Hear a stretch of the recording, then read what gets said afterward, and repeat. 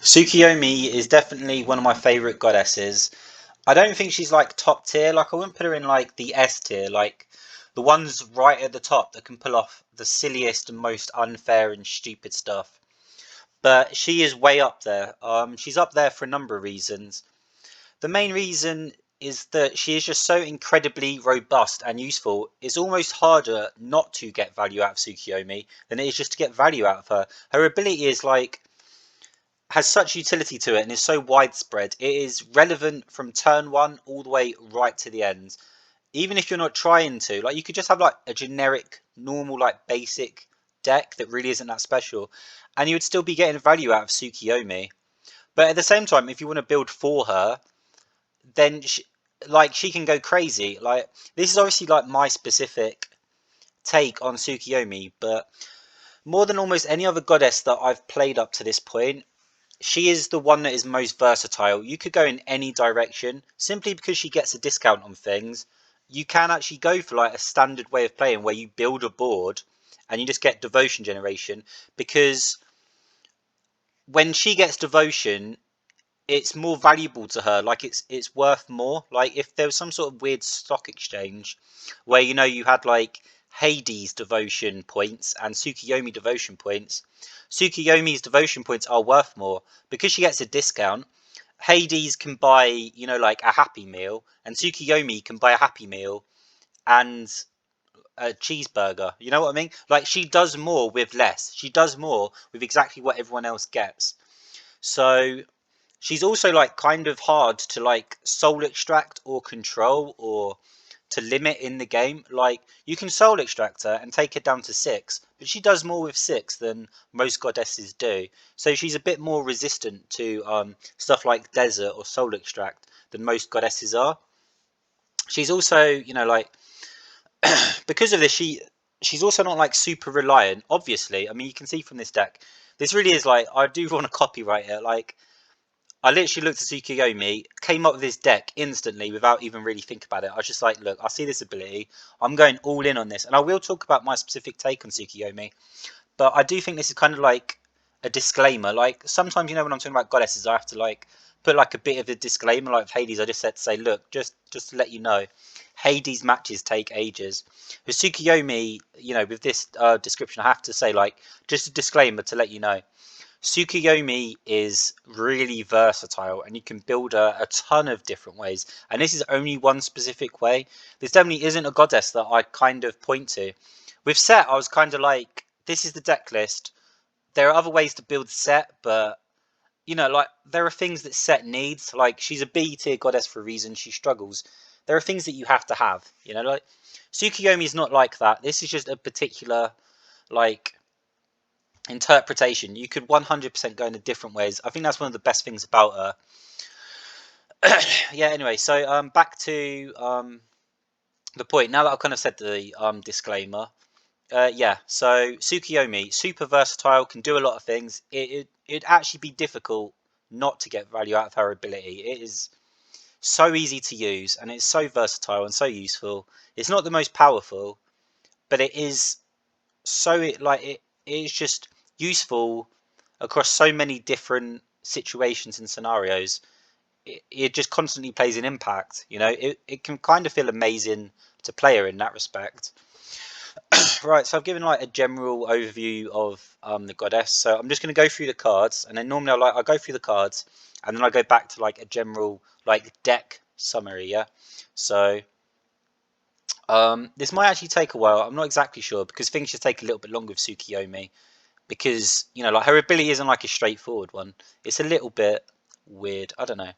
Anyway, yeah, Mummy. That's not surprising, right? Even I, with my ability to put 32 miracles in a deck of 40 and say, okay, well, there's only 20% of this deck is permanents and the other 80% is miracles, still had to put Mummy in here. Like, you need something. She doesn't need a lot. Like, she can do a lot with very little. Your board doesn't have to be crazy amazing. But this is just, a 4-cost chaff bodyguard. Builds up just a little bit of devotion. Mummy just does so many different things. Also, you can play it from the grave, so it doesn't affect her hand size. And Tsukuyomi, like half her turns, she doesn't care about card advantage or hand size. But then she has these turns where she's got things lined up, and it is super important. And Mummy just helps you kind of like reach those turns. I've talked about like other goddesses being able to pop, but Tsukuyomi is on a different level. She can just explode. Like I said with Set, like the advantage of Set over Hades is, she can have these turns where she suddenly pops, uses her ability, and there's an Osiris on board, and the cycle starts. Tsukuyomi can go even bigger. She can go even bigger, and she doesn't have any of the detriments that Set does. I mean, for one thing, she's got 6 base devotion, which is kind of crazy because everything's also cheaper for her. Right, Artemis Arrows. You do not need. Okay, actually, you know what? I'll just talk about the 8 permanents because that's that's such a small amount of the deck, right? So Taisha, cycling, yeah. Probably not too surprising, but if you're going to go for only 8 permanents in a deck and 32 miracles, you need the ability to cycle to exactly the miracle you want. Because I don't have a high opinion of most of the cycling in the game. I really only rate Everflowing Sun and Izumo Taisha. Stuff like Taiku, I think is complete rubbish. Kirin is complete rubbish. It's such a waste of time. She doesn't really benefit from card advantage anyway. But cycling is super, super valuable. It has great synergy with Mummy. Excuse me. Importantly for Tsukuyomi, because Everflowing Sun only costs 3 for her because it's a Japanese miracle, your ability to cycle to an Everflowing Sun is actually super valuable because she likes this card more than most goddesses do because it's cheaper for her, which isn't, like amazingly surprising. But just the ability to kind of like cycle into your Everflowing Sun back into your cycle as such is like a really effective loop for her, I suppose we'll call it. Right, back to yeah. Right, I'll get back to the miracles now. So the deck itself is unsurprisingly a deck where it's not about I'm going to build a board and beat you. It's I'm a magic caster. I'm a spell caster. Yeah, I'm a wizard. I'm not going to get close to you. I'm not going to actually punch you. I am just going to fling damage at you. So the question really is, what are the damage cards that I rate the most? Like, what gets the job done? What is going to be good enough? And what do I actually think is a waste? And there are 2 cards that I absolutely love in terms of just damage dealing to goddesses, and that is Artemis Arrow and Seaquake. So I think Artemis Arrow offers you great value for money. I mean, as far as Tsukuyomi is concerned, this is an pay 8 devotion, deal 20, which is a 4 devotion per 10. 4 devotion per 10 is equivalent to a Sphinx or a Ninkyo, right? And they're both considered like very vicious, effective attacking units. But of course, Artemis Arrow doesn't even require you to be near the target. You can just fire this at people, from across the room, basically. And because you've got 4 copies of Time Reflow, you could like Artemis Arrows. Theoretically, you could Artemis Arrows 8 times. Like Artemis Arrows, Time Reflow, Artemis Arrows. Of course, that is way in excess. Like that's 160 damage. You don't need that. But because it's just fantastic value for money, like this is going to get the job done. Just the 4 you have, like if you do nothing else, is going to be 80 damage, which is enough to kill most goddesses. And because of the discount, it only costs her 32 devotion, which is really nothing. 32 devotion requiring no prior commitment whatsoever is an incredible value. Like this is really, really good for her. I don't rate it, or at least no, I think it's good. I think it's a good card, and I consider it in other decks. But 9 for 20 when you could just put down, like a body that's going to produce devotion. I think with a lot of other goddesses, that's preferable. You because of course you deal 20 damage and then it's gone, and that's just not worth it. Yeah, I'm not going to talk about too much like the other damage miracles that I haven't picked. I'll just like the plague, like 10 damage for 10. Sorry, but that is a terrible return on investment. Now, that is absolutely rubbish. 10 for 10. Artemis Arrows is giving you 4 for 10 right here. Absolutely silly. Rock Throw is kind of good, but I'm not really interested in paying 17 to do 20. And, all I care about is destroying the goddess. I'm not interested in, like, controlling the board overly much. I don't need to damage your monsters. I just need to damage you. The whole point of this deck is I don't need to get like to you. I don't need to build my way to you. I don't need to, you know, like hit you with a monster. I'm going to stand over here. You're going to be over there. You have to work towards me. I'm just going to be flinging, you know, spells at you. I'm going to be damaging you, and this is a race, and you need to get to me. And even if you get to me, you know, I've got the good old boys. I mean, I like calling them that. She has 4 copies of Armageddon. This is way in excess of what you need, but because you've got 4 copies of Everflowing Sun, 4 copies of Taisha, you cycle so fast that if you do get clogged up and you've got like 2-3 copies of this in your hand, that's not a problem. But you always need this option. You just need this option in your hand. So you do have 4 copies because you can literally feel it. Like if you play Tsukuyomi, you can literally feel the difference between when you've got Armageddon in your hand and when you don't, and you can feel the possibilities between. You're like, I've got Armageddon. Do I want to play towards that, or do I want to play in a different direction? Or I don't have Armageddon in hand. I'm forced into certain avenues of play because I can't afford their board to get out of control. I need to do like multiple things. For example, if you don't have Armageddon in hand, I had a situation where they had a Chimera, and you know their board was getting out of hand. All I had was the Seaquake and an Arrow, so I had to Seaquake and then Arrow the Chimera. That felt horrible. I only want to hit their goddess with the Arrow. There isn't a lot of damage in the deck. You know, this is 6 cards, 6 cards out of 40. That's really only 15%. That's not enough, really. I'm not actually sure if that's 15%. 10, it should be. Yeah, that's not enough. Your damage cards are very, very valuable, and Armageddon is just that ability where you fling spells. You know, this is the general overview. You're flinging spells, and then they build towards you, and then you Armageddon, and then they have to build towards you all over again. But the entire time they're building towards you, you don't have to worry about building a board. You're not spending devotion on that. You're just flinging more cards, and you're just like it. Like there are games where it looks so tilt-inducing. If I was playing against it, I'd be like, oh my god, like I just cannot. This is stupid. This is so stupid. I have the copy of Earthquake just because sometimes your opponent does something silly and doesn't really consider that they've just put down 3 monuments and they have no monsters. And you're like, okay, well, for 17, I've just removed all that. Sometimes you just do that and it's such a value play. A single copy like doesn't clog up the hand. It doesn't really stifle you. Almost all my games, like 70-80% of my games, this just gets thrown because because I've got the Armageddon or I'm building towards Armageddon, and there's no point earthquaking when I'm going to take those monuments anyway in like a turn or two. So most times it doesn't accomplish anything, but occasionally you just get like such a great value play out of the earthquake that it's worth keeping a single copy for those special times. It really is. Seaquake, I mean, it's board control, of course, and that's great. But this is also 30 damage for 19. And you know, Rock Throw is 20 damage for 17. So for just 2 devotion more, you're dealing an extra point of damage. You're dealing an extra 10 damage. So it's fantastic value in terms of devotion per damage. But you know, of course, it's also board control for you. You do have to be a little bit careful. Tsukuyomi only has 80 health herself, so if you Seaquake too ambitiously, you can put yourself at like very low health totals. You've just got to be a little bit cautious. It's still a fantastic card. The value you get out of it is amazing, especially for Tsukuyomi. Taisha already talked about.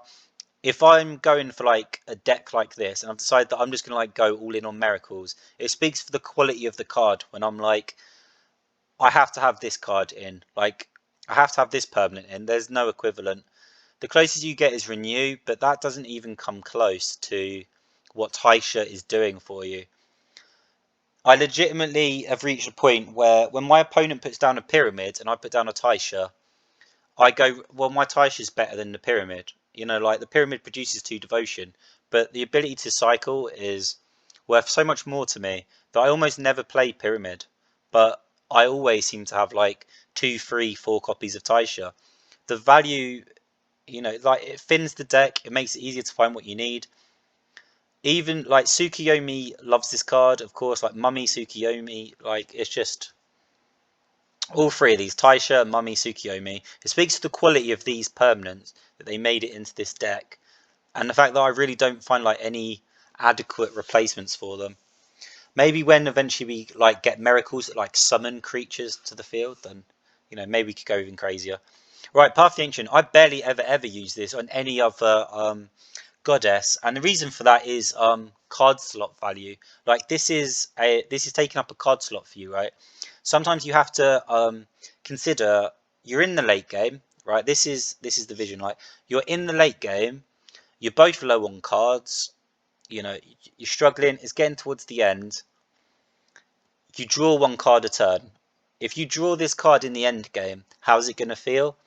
And for most goddesses, the truth of the matter is it feels terrible. You pay 8 to get 10 devotion, so you make a profit of 2. And it's just, this could be like another card. This could be a more useful card. It works for Tsukuyomi though, because one, she doesn't pay 8, she pays 7. So she's making a profit of 3. Getting, what is that? That's like 35%. Getting 35% return on your investment is amazing. And 2, she cycles straight through. Everflowing Sun only costs her 3. Path of the Ancient gives you 3. Taisha cycles through so quickly. I've got Path of the Ancient, Pharaoh, and Flow of the Nile. I'll talk about them all individually as well. But this is kind of the important thing is Path of the Ancient pays for your Everflowing Sun. You can Path of the Ancient very easily as Tsukuyomi, and you also cycle so fast that card slot value is diminished for Tsukuyomi, because she can throw a lot of it in the grave and then just time reflow, pull out almost her entire deck. Like she's got 32 miracles. Time reflow, I mean, I always talk about this as a toolbox. Well, you can just put like super true. Like her toolbox is very big. She's got 32 miracles. This is a massive toolbox filled with all sorts of different answers depending on what your opponent's doing. Yeah, so Tsukuyomi has the ability, because everything is 1 to 2 devotion cheaper, of popping. I talked about like her ability to pop earlier, like it's actually higher than sets. It is extremely achievable, extremely achievable for Tsukuyomi to go from 15 to 16 devotion to 40 to 50 devotion in a single turn.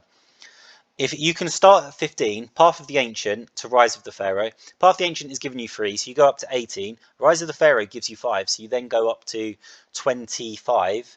Flow of the Nile gives you 7, so you then go from 25, 32, right? 32, second Flow of the Nile, you're at 39. And that is 4 cards, right? 4 cards seems like a lot. Well, no, not really, because that is actually one of the worst case scenarios. Honestly, and the whole point is you just went from 15 devotion to 32 devotion in in 4 cards in a single turn. Tsukuyomi can go from 15 to 32. She more than doubles her devotion. She can explode. Sometimes you'll have turns where that literally happens. And why is 32 so incredibly relevant? Well, 32 itself isn't specifically relevant beyond the fact that 32 equals Armageddon plus Mummy. You know, like it really is that simple. Like Armageddon plus Mummy, the game starts again, the board starts again, everything is cleared. You've already got 6 base devotion generation, which is, you know, some of the best base generation you can get in the game, plus the Mummy. So you start this quote unquote new game at 8 base devotion, and they now need to get towards you all over again. This is part of what makes it so miserable. Rise of the Pharaoh, I think this card is great anyway. Like I use this in a lot of my decks. Like if I need a deck to go fast, like Hades and Set, like I had this in them because they need to accelerate and they need to go fast. So, I mean, this is just it's just great. Like this card is already good. Tsukuyomi, of course, makes it better because only you're paying 15 to get 20. And that is, you know, like a 25% return on your investment, but it's all like in terms of card slot value, like it's not as good percentage wise as Path of the Ancient, but in terms of card slot value, Rise of the Pharaoh is also extremely amazing. And you know, like in terms of like time reflow, of course time reflow only costs 1 for you, so Rise of the Pharaoh, like you only need the original 16 for Rise of the Pharaoh, and time reflow plus Rise of the Pharaoh actually would still give you 4. Like it gives you a like it is great. Like it actually makes a difference. Like there have been times in the past where I'm not using Tsukuyomi, I'm just using another goddess, and I still time reflow Rise of the Pharaoh because you just need that bump. You just need like 2-3 devotion. You're so close to Armageddon. You're at 23, and you know, so I'll time reflow Rise of the Pharaoh. Tsukuyomi can like Rise of the Pharaoh, time reflow, Rise of the Pharaoh, time reflow, Rise of the Pharaoh, And because of the way she works, she's actually getting full value out of Rise of the Pharaoh, even when she time reflows it first because of the discount. Like, it's just great. Like, this card is already good. 4 copies, of course. You want to explode. Like, it is a race, and often it's like a relay race where they try and reach you, then you clear, then they try and reach you and you clear, and they try and reach you and you clear. You want to make sure that every time you clear, you immediately are like Armageddon, Taisha, Armageddon, Mummy. You know, like, you're just making it as difficult as possible.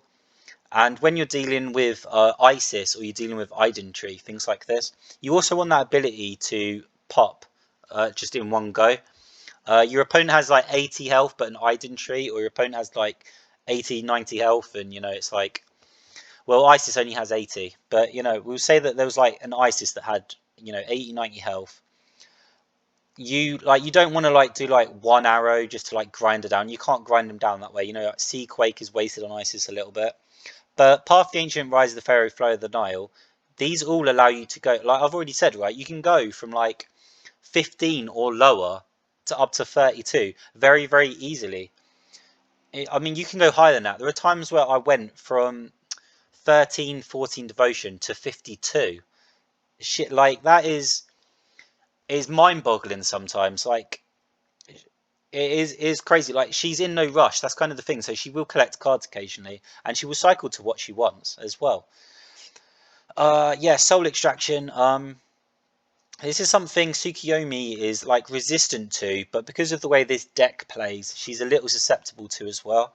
I don't think overall like Tsukuyomi in herself, you know, is susceptible to Soul Extraction. But in terms of this deck, of course, you've got 32 miracles. The actual amount that you of devotion you generate on board, like per turn, is low. It doesn't tend to be about that. Like, you know, just like a Mummy and a Taisha is considered like incredible generation for you, because that's giving you 11 devotion a turn. And, you know, like 2 turns of that, that's 22. And suddenly at 22, the sky's the limit for Tsukuyomi. You really can take someone down from 80, 90 health. I did it multiple times in the campaign, guys. This deck is kind of crazy in that respect. Like, it just explodes. Back to Soul Extraction though. But of course, it's also a matter of they want to get to you. Soul Extraction makes their life miserable. It's even better for Tsukuyomi because she can hit this on the second. And what I mean by hit this on the second is most of the time, if you go second at 6, you end up with 9, right? But if you Soul Extraction, you go down to 7 and you can't hit the Taisha. But because it only costs her 1, she can Soul Extract and Taisha in a single turn. Same if she decides on to go. If she goes first, she can Soul Extract for 1 and then throw down a Mummy. And then on the second turn, again, you're at a point where you can like Taisha, Mummy. Like, it's just, she can do a lot. Like, the difference is very significant. I kind of like read this first time. I kind of like, of course, this is going to be like a great card for Tsukuyomi, but she gets a discount of 2 on Japanese mythology miracles, and you don't get like the full value of her ability on this. But it's just irrelevant. Like, one cost is a one cost. Like, a 50% discount. This is, I mean, that's incredible, of course. And the same with time reflow. Like, a 50% discount on your soul extractions and your time reflows is super amazing. Right, Flow of the Nile, yeah. Most gods or goddesses can't afford this card. To be honest, this is actually a difficult card to have because it's very clunky. You can't use it until 24.